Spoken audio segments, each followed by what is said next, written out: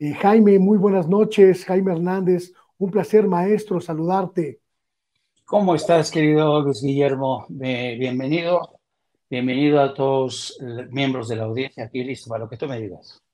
Muchísimas gracias. Y también César Gutiérrez Pliego, estimadísimo, te mando un saludo.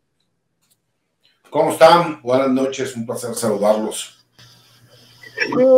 ¿Qué lectura le podemos dar? Una primera aproximación, maestro Jaime, a esta noticia de la liberación de Emma Coronel allá en Los Ángeles.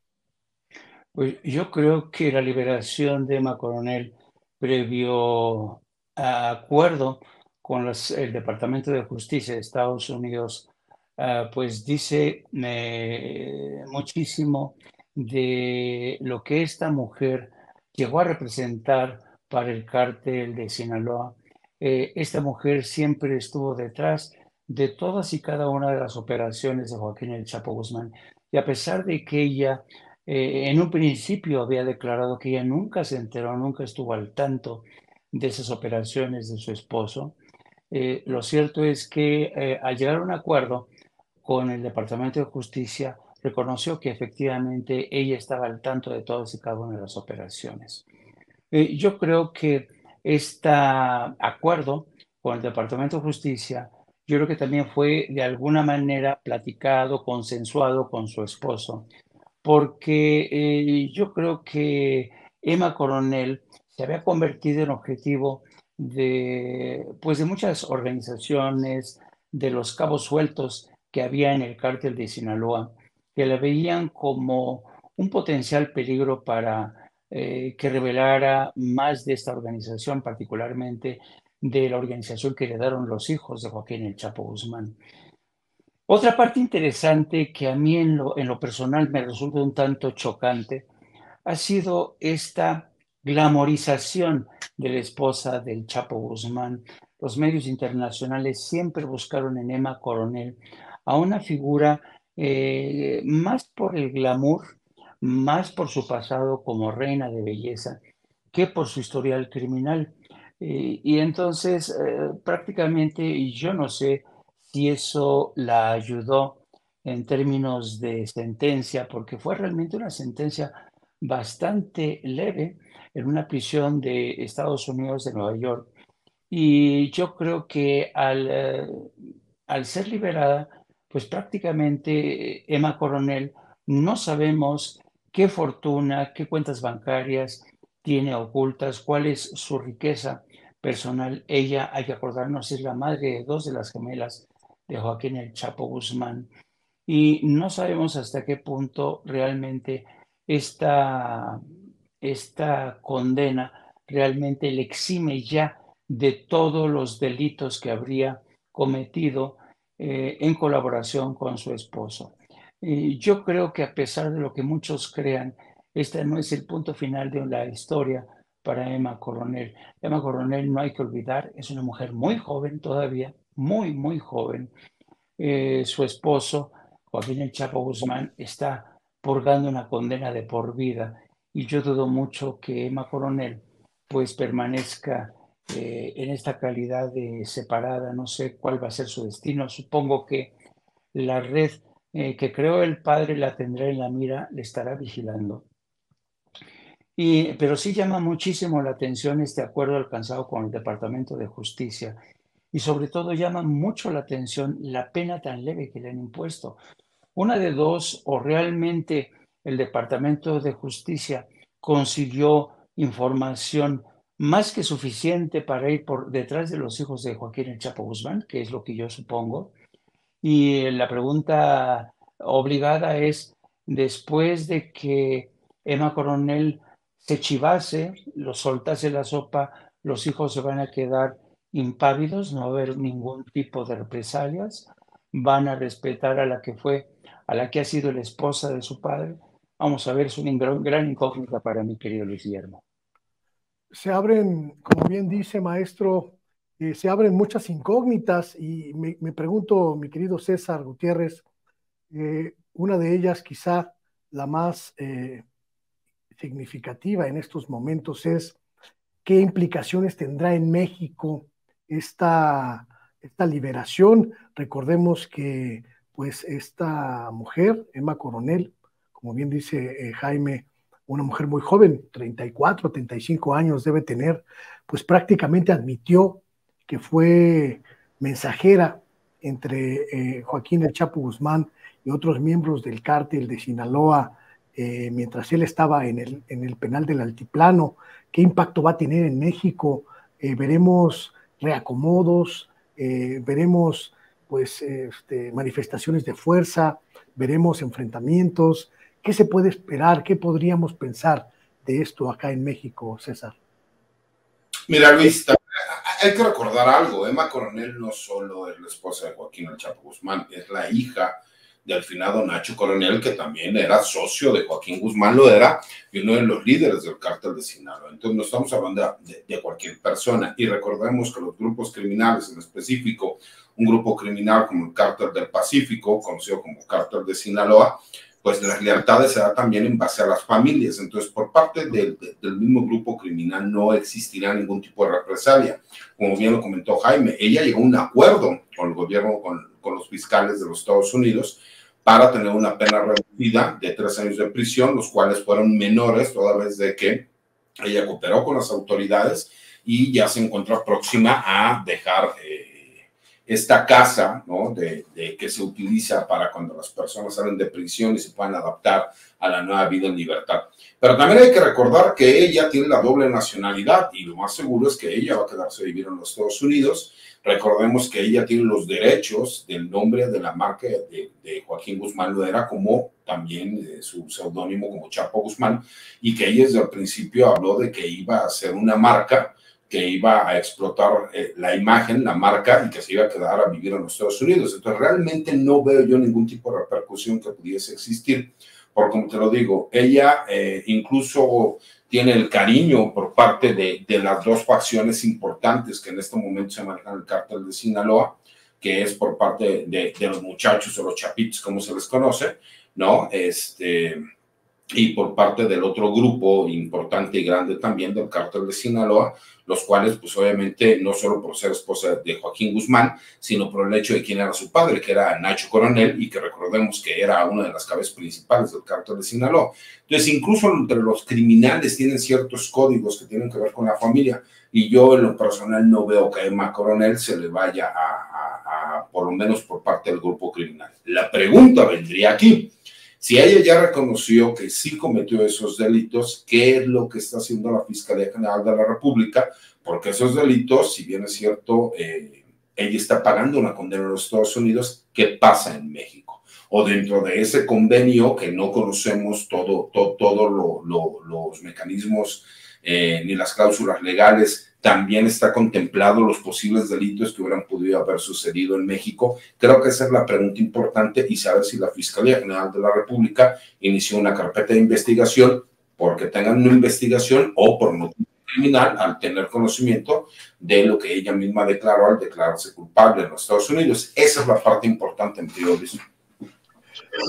Esto que comenta César, estimadísimo Jaime, es verdaderamente significativo, muy relevante y además muy preocupante. No sabemos, no tenemos ningún dato, no tenemos ninguna idea clara de exactamente qué está haciendo la Fiscalía General de la República, la Fiscalía que encabeza Alejandro Gertz Manero en torno de este personaje. No sabemos si Emma Coronel tiene cargos en México, si tiene averiguaciones abiertas, si tiene expedientes o si estaríamos hablando de un limbo en materia de investigación en este caso.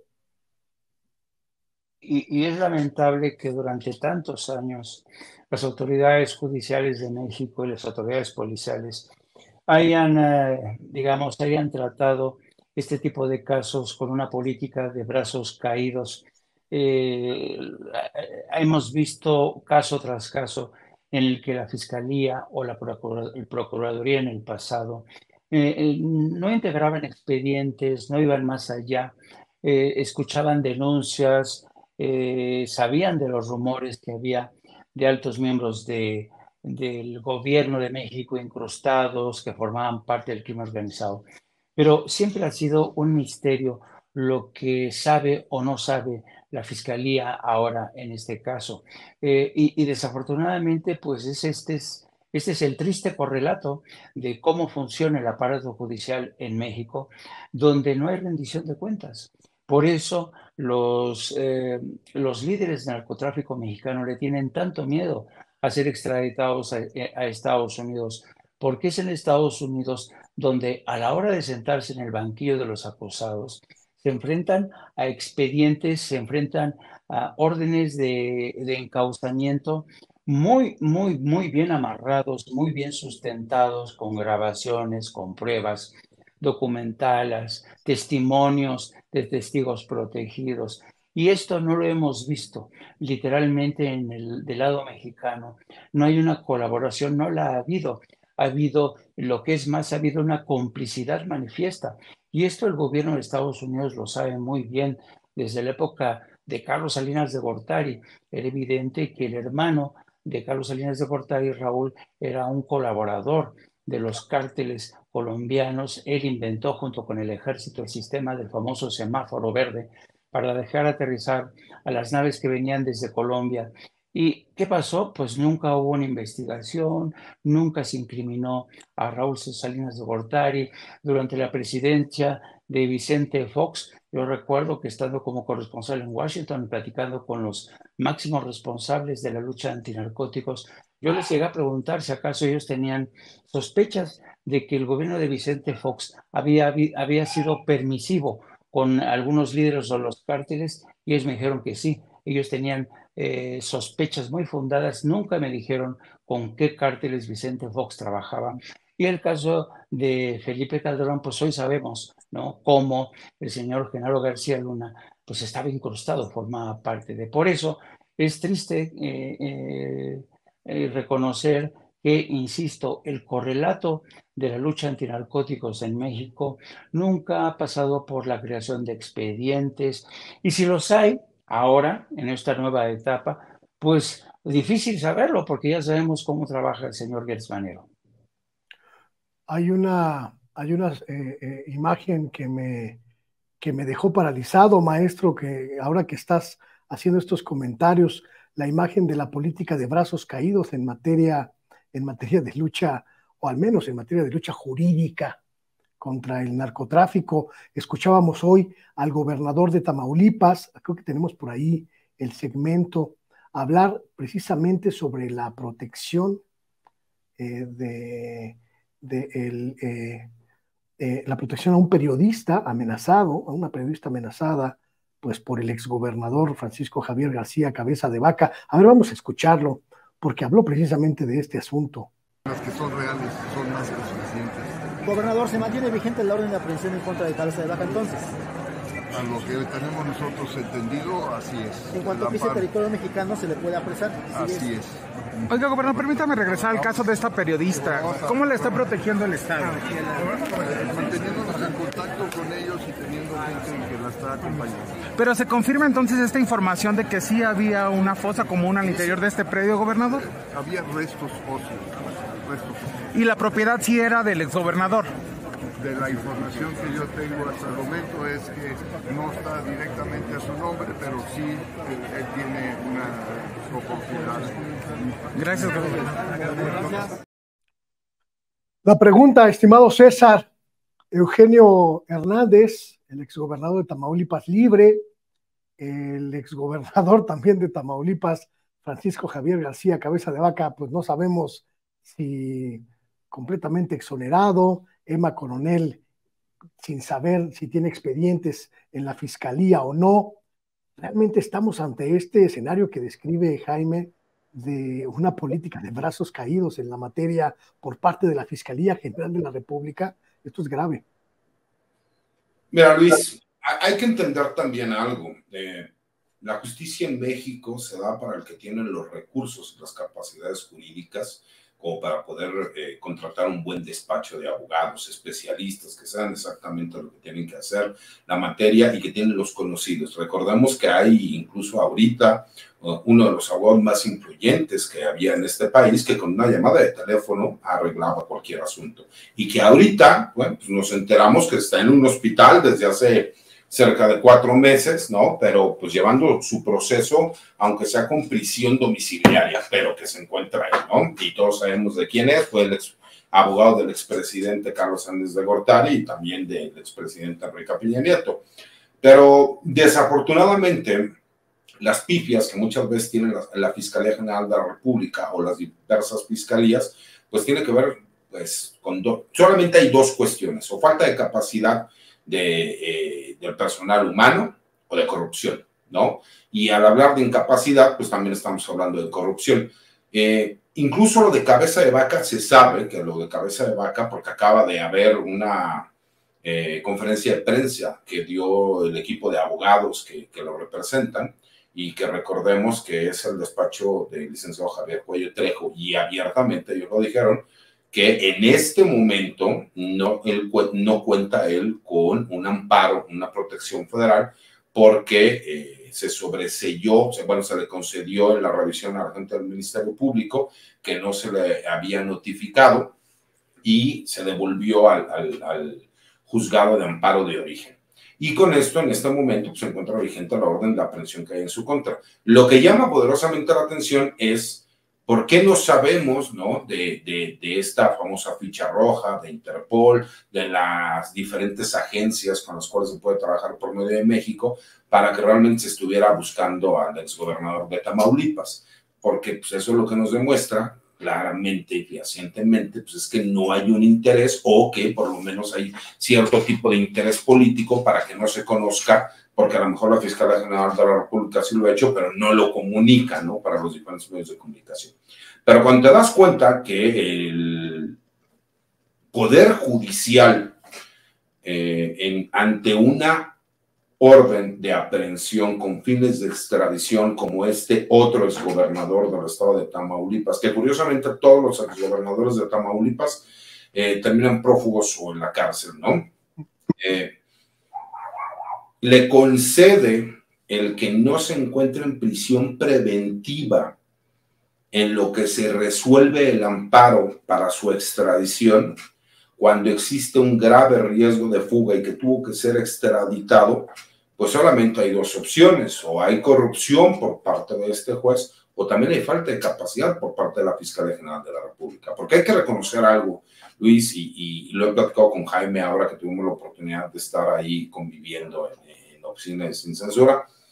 La verdad es que muchas veces le achacamos al Poder Judicial que existe corrupción, cuando la realidad es que muchas veces son pifias de las fiscalías, tanto locales como la federal, en donde no pueden acreditar la acusación que están realizando, y que, por supuesto, estos abogados defensores que están bastante capacitados, que tienen la capacidad y los medios suficientes para ir en contra de un grupo de fiscales, ¿no? Que a lo mejor no tienen la capacidad para poder demostrar todos los medios y datos de prueba, pues también hay que reconocer que hay jueces que se ven imposibilitados para llevar a cabo sentencias porque son más que obvias. Les voy a poner un ejemplo muy claro, ¿no? Lo que sucede hoy en la Ciudad de México, antes de que entramos a la entrevista, es un trabajo de investigación que hacen los grupos de inteligencia de la Secretaría de Seguridad Ciudadana, en donde están haciendo un seguimiento a un grupo, ¿no? de presuntos delincuentes, en los cuales saben cómo operan, la forma de trabajar, todo este grupo de personas que se dedican al robo de transportistas y de personas en los lugares cercanos al aeropuerto, que eso es el trabajo de la seguridad pública, la prevención de los delitos. Y yo hago un reconocimiento al trabajo, espero que se encuentre bien esta policía de inteligencia, pero que pongan atención en el informe policial homologado, ¿no? Que es la parte que ellos tienen que realizar, porque desde ahí empieza mal. Y cuando llegan con un juez y le dicen, es que lo detuvimos a las 4 de la tarde y lo detuvimos en un lugar diverso, y de repente ves que la defensa inmediatamente solicita las cámaras del C2, del C4 o del C5 y le demuestra al juez que no fueron los hechos como lo están mencionando, por más que el juez quiera, no puede vincular a proceso o no puede sentenciar a este presunto delincuente. Entonces, también a veces hay que tener autocrítica y darnos cuenta que tenemos fiscalías que o son corruptas o por falta de capacidad no llevan a cabo el trabajo. Y es increíble que la Fiscalía General de la República, teniendo gente tan capacitada, tenga este tipo de pifias en asuntos como el que estamos comentando ahorita. ¿Hay algún riesgo? Y lo pregunto solo como exploración, no con el ánimo de especular, estimadísimo maestro Jaime Hernández. ¿Hay algún riesgo de que esta omisión o estas pifias, esta incompetencia puedan en algún momento en el futuro ser interpretadas como una connivencia entre las autoridades de la Fiscalía y el crimen organizado, un olvido, una omisión deliberada para no llevar a cabo indagaciones en materia de narcotráfico? Yo recuerdo, fue hace no mucho que el presidente, al referirse al severo problema que hay de corrupción en el aparato judicial, también se refirió a la cultura de la abogacía en general. Si tú, por ejemplo, haces un sondeo o haces un estudio de campo sobre quiénes son los abogados más exitosos a la hora de ser contratados, de tener los grandes despachos, por regla general, son aquellos abogados que se han convertido en expertos en encontrar fisuras, en expertos en escurrir el bulto y se aprovechan, como decía bien César Gutiérrez, se especializan en encontrar por dónde es la parte más débil de la acusación. Entonces siempre existe ese riesgo y esto tiene que ver muchísimo con la cultura, sí, de la abogacía, también con el tema de la corrupción. Y por eso yo cada vez que es inevitable hacer un comparativo, establecer un comparativo entre el sistema judicial de Estados Unidos y el de México, por ejemplo. Hablábamos, por ejemplo, de por qué no nos enteramos de los casos, si acaso hay investigación o no, en el seno de la Fiscalía General de la República. Y César mencionaba, pues a lo mejor la Fiscalía no quiere filtrar que hay un caso. Y esto te habla de la cultura que siempre ha visto en México, en el que a veces determinados casos se filtran a la prensa.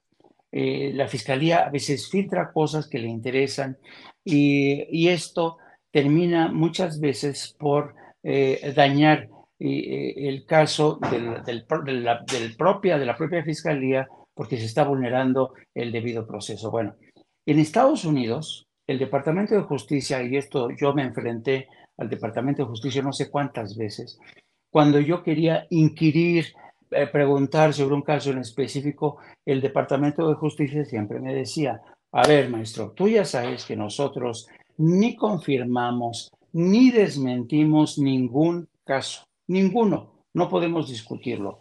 El único momento en que ustedes se van a enterar es cuando el detenido se ha presentado en la corte y se da a conocer los términos del encauzamiento. Son muy estrictos en ese sentido y esto te habla de dos culturas completamente distintas. En cambio, en México, las fiscalías o la procuraduría filtraban a como conviniera en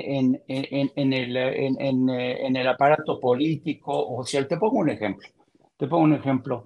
Yo estando todavía como corresponsal en Washington, un día me habla el director del periódico El Universal para decirme, oye, nos dicen de Los Pinos que hay un caso contra Kate del Castillo vinculado al tema de su empresa, investíganos. Y entonces, en cuanto me preguntan eso desde el periódico, yo les dije, oye, espérame, el Departamento de Justicia no me va a confirmar ni va a desmentir eso. No lo hacen y no lo van a hacer nunca.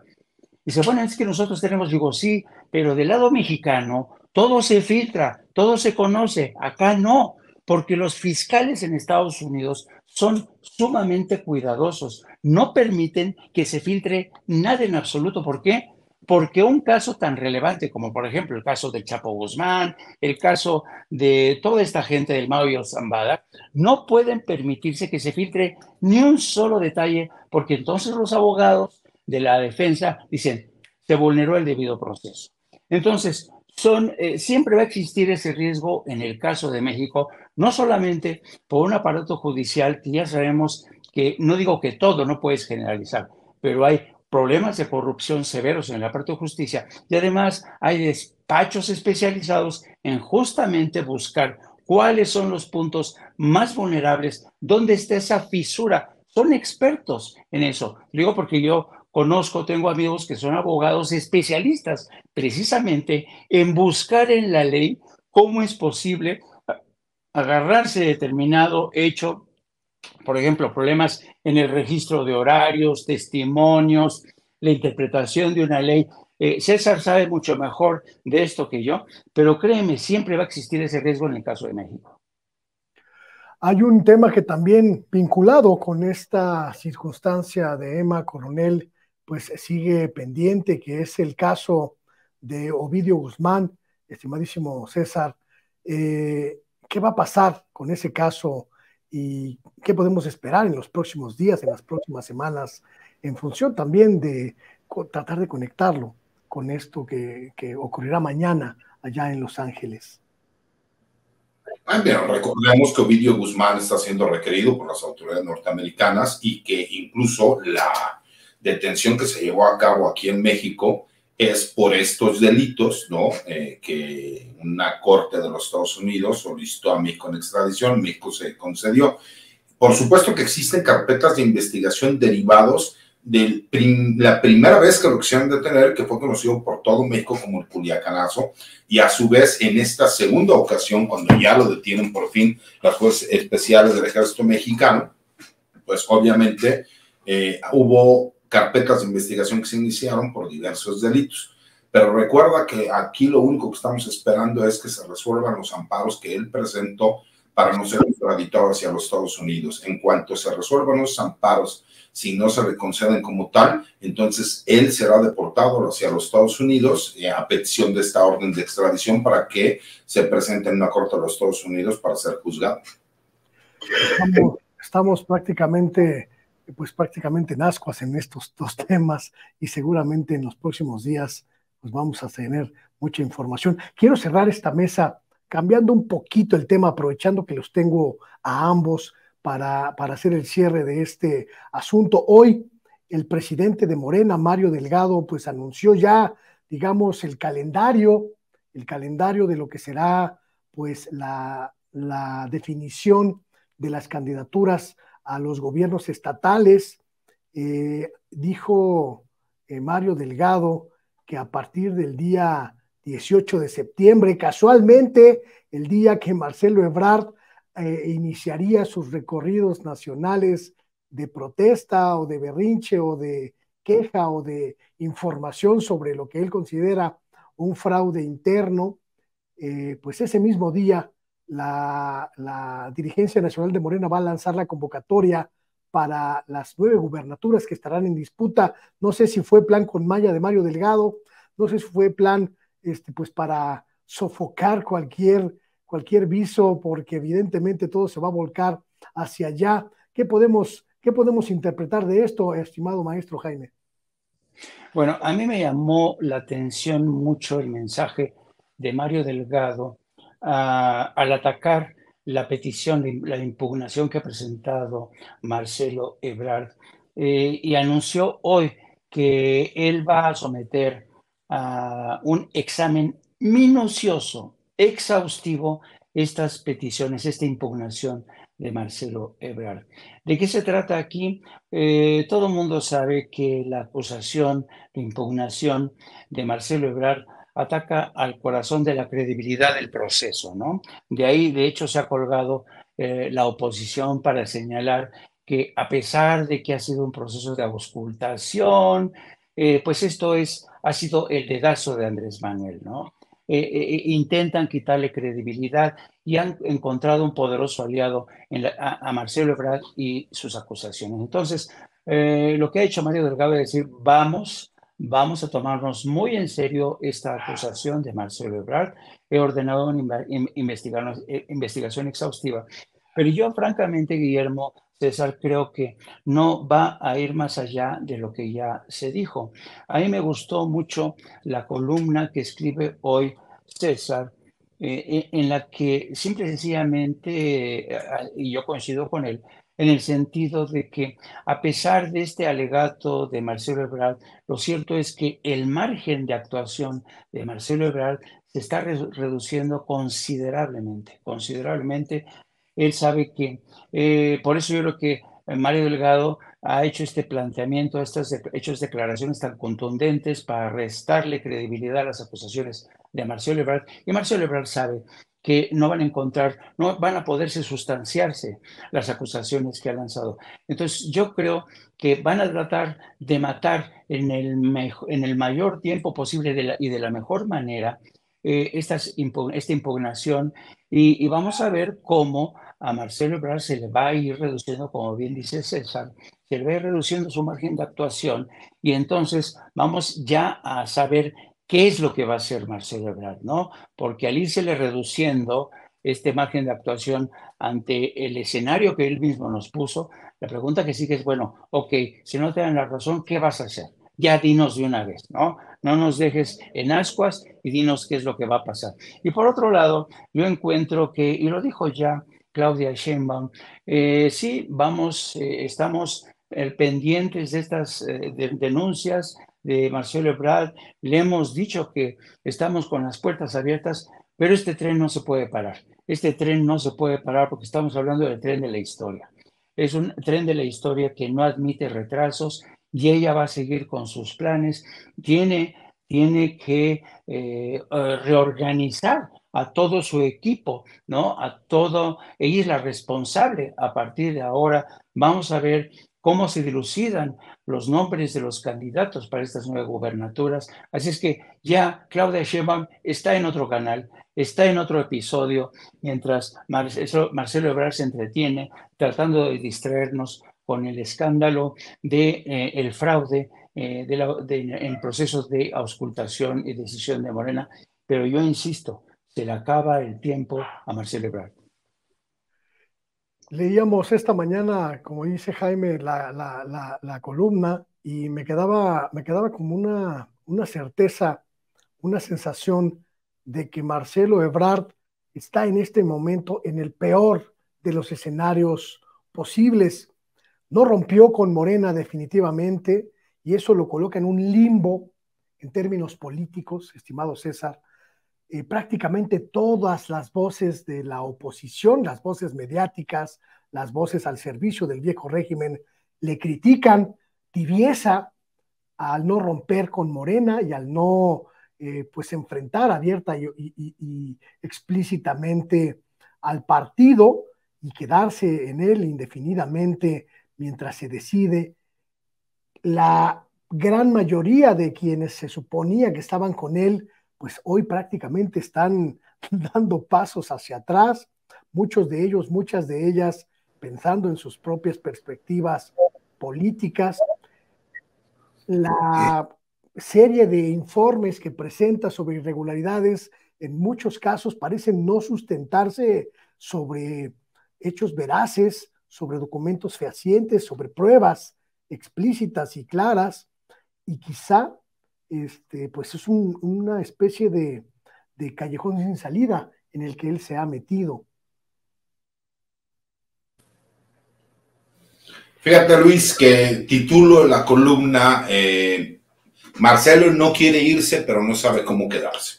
Y explico, ¿no?, cuáles son, a mi punto de vista, el por qué Marcelo está jugando un poco este juego, ¿no?, de que quiere vender caro su amor. Y vender caro su amor no significa que se va a quedar en Morena para ver qué opciones puede tener, sino que incluso hoy sale Dante Delgado a darle un poco juego, ¿no?, a esta posibilidad de que pueda ser candidato de Movimiento Ciudadano a la presidencia de la República.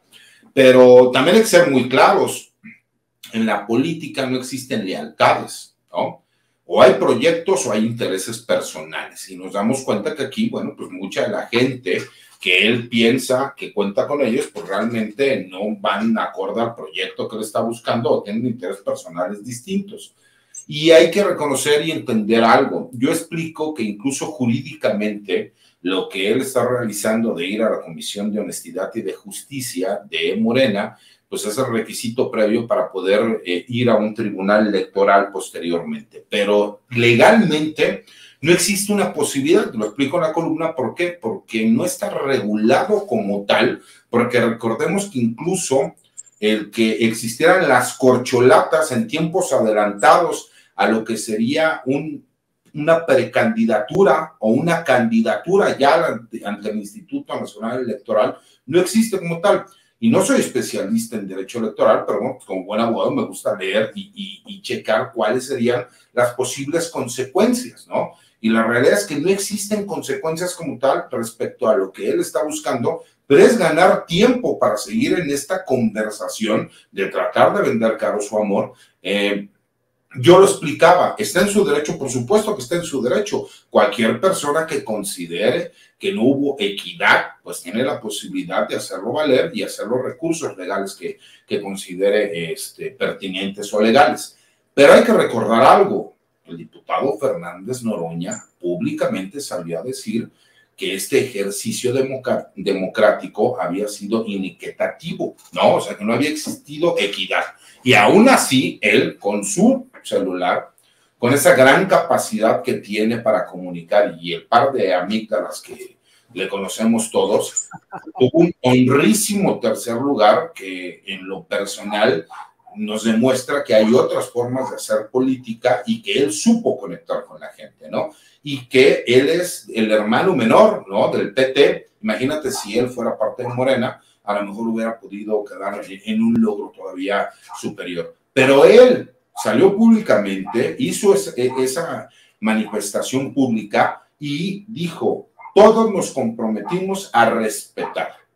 Respetó y reconoció el resultado, se sumó a los esfuerzos de la defensa del voto para la cuarta transformación de la doctora Claudia Sheinbaum, y aquí está jalando parejo, ¿no? No haciéndole el caldo gordo a la oposición, no tratando de crear distracciones que puedan quitar la fuerza del movimiento. Y creo que es un ejemplo muy claro. Lo mismo vimos con Adán Augusto. Incluso ahora vimos a un senador Monreal sumiso, ¿no? No como hace año y medio, 2 años, que lo veíamos muy retador para con el presidente de la República. Hoy lo vimos sumiso. A lo mejor el saber que él no tiene posibilidades porque con un 6% fue el último lugar de la encuesta de Morena, incluso hasta Manuel Velasco, ¿no? El niño rebelde, le ganó, pues imagínate pues, qué capital político puede hablar, ¿no? Entonces, yo creo que incluso él ya negoció que Sandra Cuevas se va a ser candidata o con la posibilidad de buscar la candidatura al gobierno de la Ciudad de México, que tiene posibilidades tal vez por ahí. Digo, yo lo veo complicado porque no creo que tenga el capital político y ya se peleó con el PRI, con el PAN, con Morena, con todo mundo, pero también es porque le abre un espacio en lo personal a Monreal para que un familiar directo de él, una hija de él, pueda ser la candidata en esa alcaldía. Entonces, bueno, pues veremos qué es lo que hay aquí. Si la gente tiene oportunidad de leer la columna, creo que les va a gustar, ha gustado a la gente, y creo que explicamos ahí de forma muy clara, ¿no? Y creo que ahora viene la segunda parte, que será, y como bien lo dijo Jaime, creo que Mario Delgado fue inteligente, le va a restar reflectores el inicio, ¿no? De estos recorridos que quiere hacer Marcelo Ebrard, porque pues, todo el mundo va a estar con la expectativa de quiénes serán aquellas personas que buscarán, ¿no? Pues obviamente estar en una entidad federativa, ¿no? Ser gobernadores, jefe de gobierno, o por lo menos ser candidatos y tener la posibilidad de ver de qué forma pudiesen llegar a ser ellos los coordinadores de cada entidad federativa. Entonces creo que incluso el berrinche de Marcelo le está sirviendo nuevamente al gobierno y a Morena para tener la narrativa, porque ¿quién se acuerda ahorita del Frente por México? ¿O quién se acuerda de quién es la candidata? Por lo menos en este momento la narrativa nuevamente sigue estando en la cancha de Morena. Ahí está el análisis, ahí queda la reflexión, ambos. Muchísimas gracias, estimadísimo Maestro Jaime Hernández, tus espacios, compártenos tus redes sociales y todo aquello que quieras decirnos.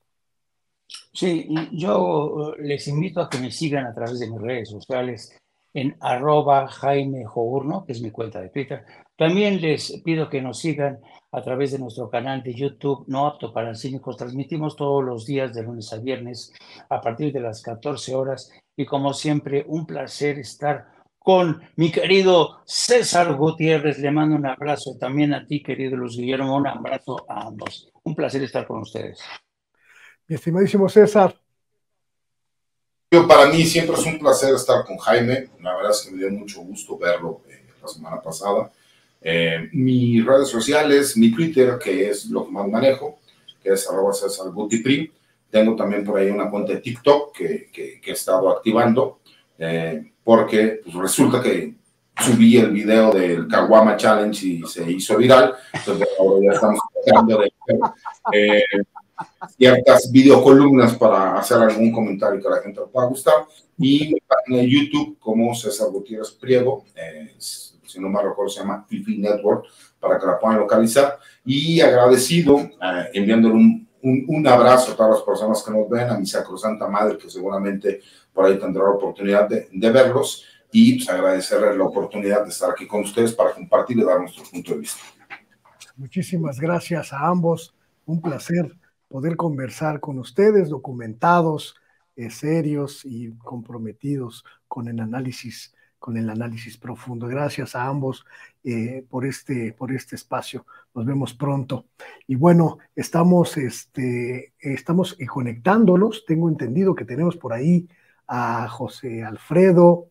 Está terminando esta reunión insólita en el Palacio Legislativo de San Lázaro, donde, pues, le digo yo, lo que podríamos llamar la reivindicación de Jaime Maussan, este hombre, pues, especialista en el fenómeno OVNI, por primera vez en la Cámara de Diputados, donde se va a regular, escúchelo usted bien, se va a regular en la materia.